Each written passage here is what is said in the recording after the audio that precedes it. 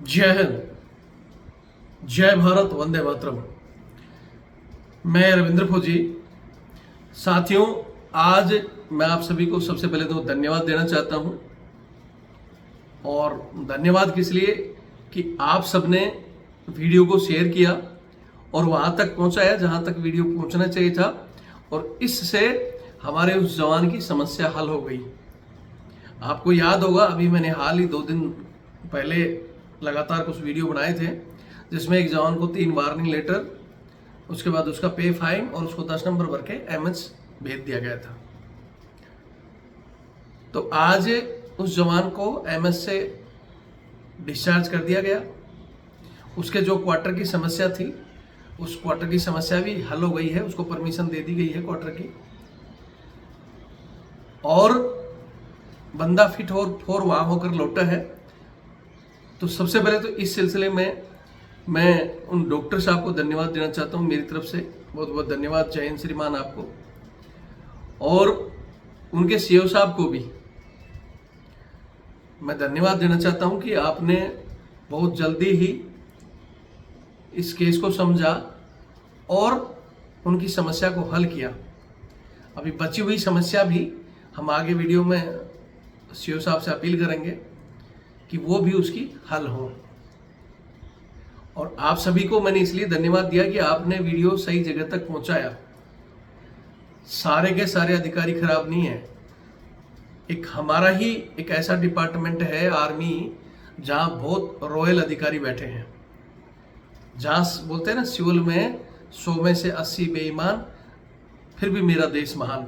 लेकिन हमारी सेना ही एक ऐसी चीज है जहां आज भी बहुत ज्यादातर अधिकारी रॉयल है, और उन तक जो सही समस्या पहुंचती है तो उस समस्या का हल करते हैं। ठीक है, इसलिए जो लोग कमेंट्स करते हैं ना, बहुत से लोग कहते हैं कि सर ऐसे लोगों को आप सीओ साहब मत बोला करो, या किसी भी रैंक के आगे साहब मत लगाया करो। ऐसा नहीं है। मैं हमेशा ही चाहे किसी भी भाषा में बोलूं, लेकिन सीओ साहब ही बोलूंगा, क्योंकि वो उस रैंक तक पहुंचने के लिए बहुत ज्यादा उन्होंने सेक्रीफाइस किया है, बहुत ज्यादा मेहनत करके वहां पहुंचे हैं।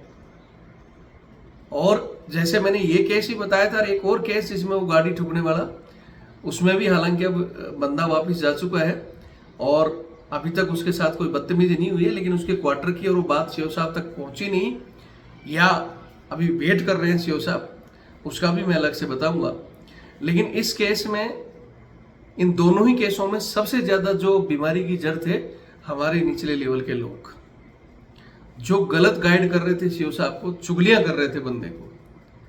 मेरे को आज मेरी यूनिट के जो नायक सुबीर थे, हमारे उस्ताद थे, उनको जब भी कोई बड़ा खाना या कोई भी ऐसा होता था तो बोलते यार एक सुबीर उस्ताद गाना सुना दे। हमारे एक सीओ साहब थे, खुद बोलते थे यार सुबीर का गाना सुनवाओ। तो वो एक ही गाने गाता था कि फौज है आलीशान मगर चमचों से है परेशान। हकीकत में चमचों ने फौज को खराब कर रखा है। वो इतनी गलत गाइडेंस करते हैं बड़े अधिकारियों तक, और उस गलत गाइडेंस के चक्कर में अधिकारी बिना सोचे समझे बंदे को रगड़ देते हैं। तो मैं यहाँ एक बार फिर रिक्वेस्ट करूंगा हमारे जितने भी कमांडिंग ऑफिसर हैं या जो भी हमारे बड़ी रैंक के अधिकारी हैं, कि कान बोलते हैं ना, कान का कच्चा नहीं रहना चाहिए। हालांकि कई बार अधिकारी के पास वर्कलोड होता है, उनकी भी कुछ परेशानियां होती हैं, उस चक्कर में वो अच्छे से ध्यान नहीं दे पाते। लेकिन हमने वीडियो के जरिए जो जो पॉइंट रखे, और हो सकता है सीओ साहब ने उन पॉइंटों पर विचार किया और उनके मामला समझ में आ गया।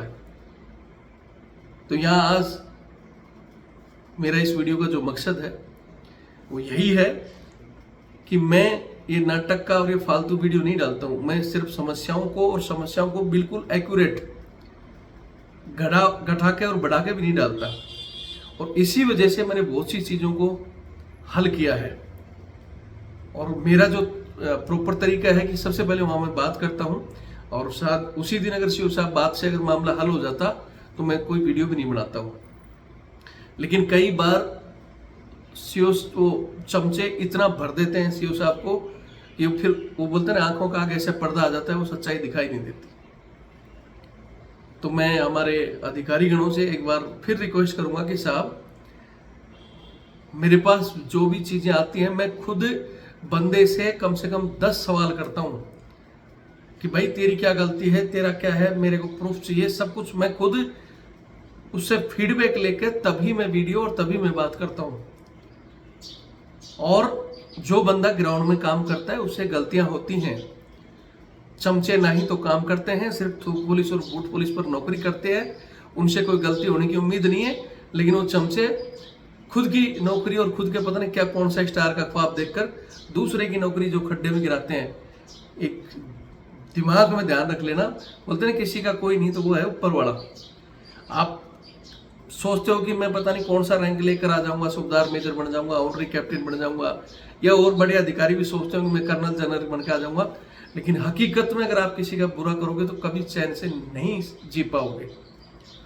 या तो आपको या आपके बच्चों को या आगे आने वाली पीढ़ियों को, बोलते हैं ना कि जैसा बोओगे वैसा पाओगे, वो कहीं ना कहीं भगवान निकाल देता है। तो बद दुआ से जरूर बचो। आप किसी का भला नहीं कर सकते तो बुरा भी मत करो। जैसे इन केसों में गलत फीडबैक दी गई, यहाँ तक कि झूठे वो एक हवलदार जी ने कि मैंने इसको छोड़ा ही नहीं। हो सकता है कल वो जेसीओ बन जाए या और भी बड़ी रैंक में चल जाए, लेकिन ये लोग फौज के लिए बहुत बड़े घातक है। ठीक है, ऐसे भी हमने एनसीओ जेसीओ अधिकारी देखे हैं जो सीने पर गोली खाकर भी अपने पीछे खड़े जवान को बचाते हैं। और एक सिर्फ अपने रैंक के लिए उस जवान के लिए झूठ बोल दो और ये तो डिफाल्टर था, वो डिफाल्टर होता नहीं है, उसको डिफाल्टर बनाया जाता है। और वो डिफाल्टर इसलिए बनता है, उस पर काम पर अतिरिक्त बोझ पड़ेगा, उसकी और घरेलू समस्या हैं, या पता नहीं किन किन चीज़ों से वो काम के बोझ, क्योंकि सारा आर्मी का ऊपर से आकर लास्ट में जवान के ऊपर ही आता है पूरा बोझ। और जिस बोझ को लेकर 13 साल 14 साल 15 साल में जो सिपाही जा रहा है, उसका दर्द आप लोग नहीं समझ सकते। ठीक है, ग्राउंड में काम करने वाला हर आदमी जरूर समझेगा, लेकिन ये जो सिर्फ डोलू पकड़ कर गया है ऊपर तक, वो कभी नहीं समझेगा। तो आज सबसे पहले इस कहानी को बताने से पहले मैं एक बार और रिक्वेस्ट करूंगा यहाँ मेरे जवानों से कि आपका चैनल है, चैनल से जुड़िए। जवान ही नहीं, हमारे जैसे और अधिकारी साहब भी जरूर जुड़े। अगर मैं कहीं भी गलत बोलता हूँ तो आप खुलेआम मेरे से कमेंट्स करके बता सकते हो, रविंद्र तेरी गलती है, ऐसा मत कर, ये कर। आप जो भी सलाह दे सकते हो, खुला कमेंट्स सबके लिए खुला है। उसके अलावा भी किसको लगता है मैं कमेंट्स में नहीं, तो मैं हमेशा नंबर भी देता हूँ, आज भी दे रहा हूँ 8290354513 8290354513। ये मेरा कॉलिंग और व्हाट्सअप नंबर है, व्हाट्सअप पर लिख सकते हो, कॉल कर सकते हो, रविंद्र तूने ये गलत कहा है। तो मैं अपनी गलती एक्सेप्ट करूंगा। गलती एक्सेप्ट करना या किसी को माफ करना बहुत बड़ा दिल वाला आदमी करता है। उसी के साथ मैं हमारे जवानों को ये भी कहूंगा, चैनल से भी जुड़ो, और यही नंबर मेरा 8290354513 8290354513, ये मेरा फ़ोन पे और पेटीएम से जुड़ा है, और ये मेरा बारकोड। यहाँ बहुत से लोग तो इस चीज़ को सुनते ही वीडियो को छोड़ जाते हैं, तो उनको कहना चाहता हूँ कि जो हम लड़ाई लड़ रहे हैं उसमें तन मन धन सब चीज़ों की हमारे को आवश्यकता होती है। आप अगर सपोर्ट नहीं कर सकते तो वीडियो शेयर कर दो, कोई दूसरा भाई सपोर्ट करेगा। चैनल से लोगों को जोड़ दो, और अगर सपोर्ट कर सकते हो तो महीने में, मैं नहीं कहता कि भाई आप बहुत बड़ी मदद करो, आप 100 500 1000 जितनी कर सकते हो, महीने 2 महीने 6 महीने में आप मदद करोगे। जितनी हमारी संख्या अगर बदल बदल के भी हम मदद करेंगे तो हमारे पास ठीक बजट होगा, तो हम इस लड़ाई को मतलब थोड़ा सा बड़ी दिशा दे सकते हैं। जब तक हमारे पास बजट नहीं है, लोग कहते हैं सर बीमारी को ख़त्म करो, सहायक प्रथा को ख़त्म करो, और ये अंग्रेजी जितने भी फरमान हैं जो आज भी जवानों को दबा के रखने के लिए, चाहे 10 नंबर जैसा हथियार हो या और भी हो, उन सब को ख़त्म करने के लिए रविंद्र अकेला जितनी कोशिश कर रहा है, अगर आप सब भी छोटी छोटी कोशिश और मदद करो ना, तो हम बहुत कुछ कर सकते हैं। लेकिन सर हम आपके साथ हैं, आगे बढ़ो। और बजट के लिए, हाँ सर मैंने तो 3 साल पहले आपको 100 रुपये भेजा था, आज मेरी ज़मीन की समस्या आ गई, तब तो लगातार कॉल। इस दौरान 2-3 बंदों का कॉल आ रहा था, सर मेरा तो वीडियो डाला ही नहीं आपने मेरी ज़मीन का। तो उन ज़मीन वालों को कहना चाहता हूँ कि ज़मीन की समस्या कोई आसान नहीं है, कोर्ट कचहरी में भी बहुत मुश्किल से सुलझती है, तो हम एक दिन में नहीं सुलझा सकते। हाँ हमारे से जो होगी हम मदद करते हैं, लेकिन आप देख लिया करो कि भाई इस समय जैसे ये 2 बंदे थे, इनका इम्पोर्टेंट मैटर था। अब आपको तो लगेगा सर इसमें कौन सा इम्पोर्टेंट था, इन दोनों ही मैटर में इनके बच्चों की पढ़ाई, क्योंकि स्कूल खुल चुके थे ऑलरेडी, इन्होंने एक ने यहाँ अपने आर्मी स्कूल में एडमिशन, दूसरे ने सिविल में एक एडमिशन करा दिया था। तो अगर ये नहीं जाते तो इनकी फीस भी जारी थी। फिर बच्चों के दिमाग में बैठ रहा था कि हम पहली बार फौज जा रहे हैं, वो भी रोक दिया। तो वो इम्पोर्टेंट लड़ाई थी, इसलिए मैं उस पर कोशिश कर रहा था, कानूनी तौर से भी और उसमें भी। और इसलिए मैंने थोड़ा से 5 या 7 दिन का टाइम दिया, नहीं तो फिर डायरेक्ट वकीलों के पास जाते, वहाँ मोटी फीस लगती। या हमने सिर्फ छोटा सा नॉर्मल वीडियो बनाया, एक छोटा रिप्रेजेंटेशन बनाकर वकील के द्वारा वो दिलाया, वो भी पहुंचा भी नहीं है, लेकिन वो चीज़ें अधिकारी जी के समझ में आ गई और उन्होंने बारीकी से उनको एक बार फिर से विचार किया और ये समस्या हल हो गई। तो हम मिलकर कुछ भी कर सकते हैं। अगर अकेला रविंद्र बोलेगा तो वह अधिकारी भी सोचेंगे यार रविंद्र बकबक करता है। तो मैं उन अधिकारियों को भी कहना चाहता हूं कि मैं बकबक करता हूं तो आप मुझे डांट सकते हैं, कुछ भी कह सकते हैं, लेकिन मेरी बातों पर अगर आप एक बार गौर कर लोगे कि बोल रहा है बंदा, क्योंकि मैं फिर कह रहा हूं कि मैं कभी भी फालतू की जोड़ गड़ा बटा के कोई फिल्में नहीं बनाता, ना कोई कॉमेडी बनाता, ना मैं रोज 10 वीडियो एक दिन में 10 डालता। मैं सिर्फ समस्या का ही वीडियो डालता हूँ, वो भी दिन में एक। बहुत से बंदे मेरी ये डाल दे मैं डाल दे, खुद मैं उनका पहले हल करने की कोशिश करता हूँ और बहुत से मामले हल हो जाते तो उनके वीडियो ही नहीं डालते। ठीक है, बाकी आप लोगों की मर्जी है। मैं एक बार फिर कहूँगा, हमारे जो अधिकारी हैं जिन्होंने हमारी बात को समझा उनको मैं बहुत बहुत धन्यवाद देना चाहता हूँ। और जो दूसरे केस में भी जो एक गाड़ी ठुकी है और गाड़ी के बाद उसका क्वार्टर जो खाली कराया गया है, उसके बच्चे का एडमिशन भी हो चुका है। पहली बार अगर कोई फैमिली लेके गया है, उनकी फैमिली और बच्चों की मतलब बातें सुनकर मेरे खुद के आंखों में आंसू से आ गए यार। वो जब उस बच्चे ने बोला कि मैं तो मंदिर ही नहीं जाऊंगा अब, तो भगवान जी ने हमारी तो सुनी नहीं। तो ये बात अगर उनके सीओ साहब तक भी पहुंचेगी तो मुझे पूरी उम्मीद है कि वो सीओ साहब भी उस बात को रियलाइज करेंगे। ईगो रखना, और मुझे पता है भाई आप अधिकारी हो, कर्नल साहब हो, एक कमांडिंग ऑफिसर हो, तो आप में ईगो होना चाहिए, लेकिन वो ईगो आप दुश्मन पर निकालें, अपने जवानों पर नहीं। या मेरे पर मत सोचो कि रविंद्र फौजी ने कैसे कह दिया कि भाई सीओ साहब के बाप का क्वार्टर है फलाना। अरे मैं तो सॉरी बोल दूंगा अगर आपसे कह दिया तो, लेकिन वो जब हमारी दिल की भावना ही निकलती हैं या हम जैसे स्थिति देखते हैं और आप तक बात पहुंचाने के लिए हम उन भाषा का या उन चीज़ों का शब्द का इस्तेमाल करते हैं, तो मैं खुद उन चीज़ों के लिए सॉरी बोलता हूँ। लेकिन वो मेरे को बोलनी पड़ती है क्योंकि हमारे जो व्यूअर्स हैं, हमारी जो जनता है, कठोर शब्द के बिना उन चीज़ों को देखते नहीं है। न वीडियो को मैं नॉर्मल बना के भेज दूंगा तो बोलेंगे मानेंगे ही नहीं है। इसलिए मुझे कभी कभी थोड़ी भाषा का कठोर करना पड़ता है। अगर उस भाषा से सीओ साहब को या बड़े अधिकारी को किसी को भी ठेस पहुंचती है तो मेरा नंबर है, चाहे रात को 12 बजे लगा के 4 गाली बक लेना। मैं कभी आपको मेरे साथ किए गए इंडिविजुअल व्यवहार के लिए कभी भी आपको नहीं कहूँगा कि सीओ साहब ने मेरे को गाली बक दी।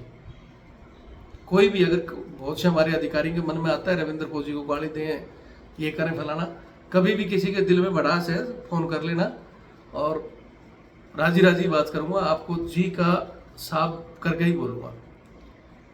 मैं मेरी बात कभी मैंने इसमें रखी भी नहीं है, रखूंगा भी नहीं।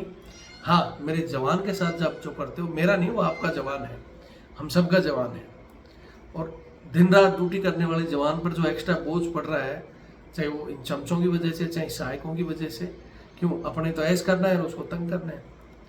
उस केस में उसकी फैमिली है, उसी को वेटर भेज रहे हो, तो ये उन लोगों को भी सोचना चाहिए। तुम्हारे साथ इसके पिताजी ने किया, तुम्हें कितना दर्द हुआ होगा, आज ये कर रहे हो, कल तो फिर इस जवान का, ये जवान तो हो सकता है ये भी अंशों बढ़ जाएगा और तुम्हारे बच्चे आएंगे तो उनके साथ ये करेगा।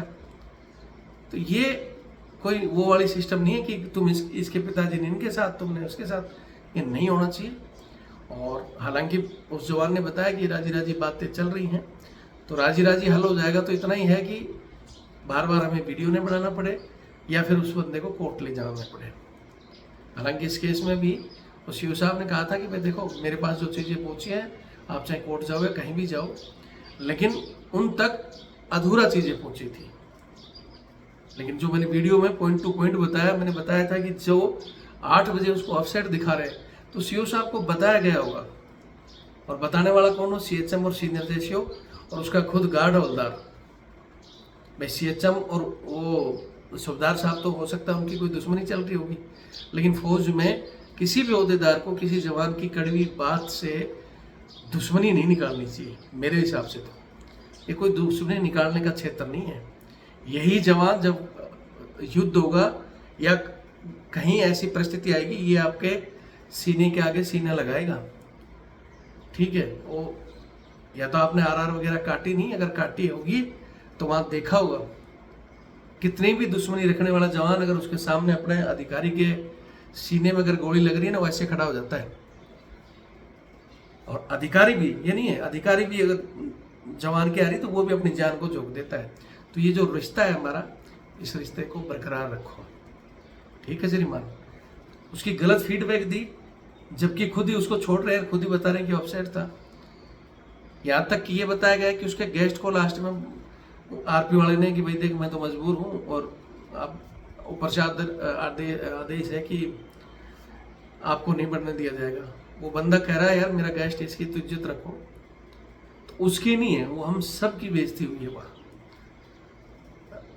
मन में जो दर्द होता है ना, फिर जब हमारे वो भाषा निकलती है, तो इस चीज़ का जरूर ध्यान रखें।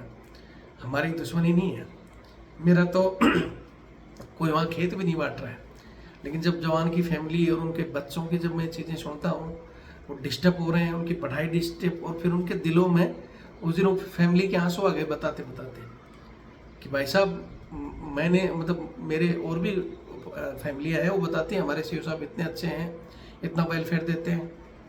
फिर हमारे सीओ साहब का ऐसा क्या हो गया? तो आपकी उन चीज़ों से, उन चुगलखोरों की बातें न सुनकर ग्राउंड में काम करने वाले जवान की बातें सुनो। उनके भी बच्चे हैं, उनके भी सपने हैं। सिपाही आदमी तो बेचारा लेके ही नहीं जाता। इन्हीं सब चोंचलों की वजह से अपनी फैमिली लेकर नहीं जा पाता। वो उसको इस तरह मतलब तंग किया जाता है उसको। ठीक है, मैं ज़्यादा कुछ नहीं कहूँगा, वीडियो लंबा हो गया। एक भाई साहब का कॉल भी आ रहा है, इस बात का जरूर ध्यान रखेंगे। खून पसीने की कमाई कोर्ट कचहरी में लगाने के लिए नहीं है, और ये आप हल कर सकते हो। आपके ईगो को अपने से ऊपर दिखाओ। और मैंने मेरे एक सीओ साहब थे, वो यही कहते थे कि ताकत अपने से ऊपर वाले पर आजमाओ, बराबर वालों पर आजमाओ, तब तो ताकत है। नहीं, नीचे जो इस्तेमाल करते हो ताकत नहीं है। चुगली भी करती तो आप थोड़ा सा फीडबैक लो और उस पर संज्ञान जरूर लेंगे, मैं इतना ही कहूँगा। उसकी भी मैं कल फीडबैक लेके और उम्मीद करूँगा कि उनको भी क्वार्टर अलाट किया जाएगा और उसके बच्चे की पढ़ाई सुचारू रहेगी। और बंदों को भी कहूँगा कि आप भी अपनी तरफ से इन चीज़ों को, जो हुआ, दुश्मनी नहीं पाले कि नहीं अब तो मैं ये करूँगा फलाना। फौज में इतनी बड़ी संस्था है, ये चीज़ें ऐसे ही चलती रहती है, हमें भी पता है। हमने जो झेला है वो तो आजकल के जो बच्चे हैं ना, छोटी छोटी चीज़ों में, कई बार मेरे पास कॉल करते हैं तो मैं बोलता हूँ भैया ये तो, कल परसों एक बंदा बोल रहा था सर मैं तो बहुत हरासमेंट हो गया। मैंने पूछा क्या हुआ? बोले ये, मुझे यार तो कुछ भी नहीं है। तो छोटी छोटी चीज़ों को तो मैं खुद बंदों को गाइड करता हूँ कि भाई ये छोटा चीज़ है, इनको वो कर दो, चलो मैं फ़ोन कर दूंगा। तो हम ये नहीं कि भाई रविंद्र फौजी कोई बहुत बड़ा आदमी तुमको कॉल कर रहा है, उम्मीद लेकर कॉल करते हैं कि सही आदमी है, उन चीज़ों को समझेगा। ठीक है, बाकी वीडियो देखें और शेयर करें। जय हिंद, जय भारत, वंदे मातरम।